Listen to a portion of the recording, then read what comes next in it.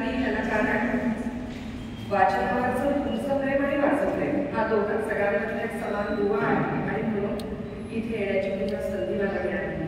खरोखरच देवासारखी माणसं तुमच्या पाठीशी आहेत. आज अनुजा माझी कोल्हापूरपासूनची मैत्रीण आहे. आम्ही दोघी आकाशवाणी केंद्रावरती एकत्र काम केलेलं आहे. तिचं आज इतकं कौतुक होताना मला अतिशय बरं वाटतंय. मनापासून तुला प्रेम करा. आज मैत्री दिनही आहे. मैत्री दिनाचा खरा अर्थ आज इथे आल्यानंतर समजावा. इथलं वातावरण सुंदर आहे कारण पुस्तकांवरती पुस्तकांची मैत्री म्हणजे आपलं आयुष्य नक्की निरामय जाणार हा त्याचा अर्थ आहे.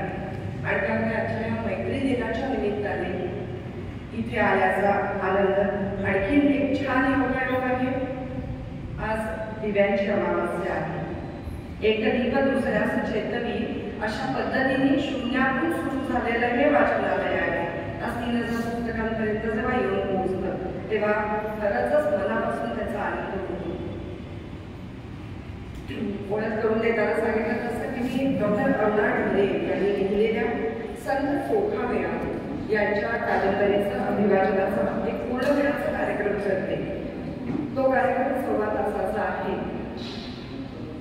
आज या सगळ्यांच्या जेव्हा अभ्यासच्या पहिल्या वर्धन दिनासाठी मी इथे आले तेव्हा सगळ्यांनी मी आग्रह केला की 15 मिनिटं तरी इथे काहीतरी आम्हाला पुन्हा दोन्ही ऐकवा.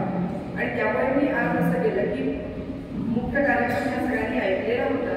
तर आज तुमच्यासाठी महाद्वारमधलेच 2 वेगळे प्रसंग मी इथे सादर करणार आहे की जे मुख्य कार्यक्रमामध्ये घेतला आहे.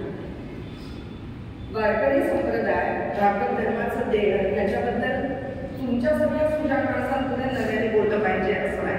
सामाजिक समरसतेचा ध्वजा पुढे उंचावली असेल तर ती वारकरी संप्रदायाने उंचावलेली आहे. प्रियांकाने बोलताना सांगितलं शिवाजी महाराजांपासून त्याच्याही आधीपासून असलेली आपली ही परंपरा आहे की जी आपल्याला सगळ्यांना एकत्रित इथे घेऊन येते.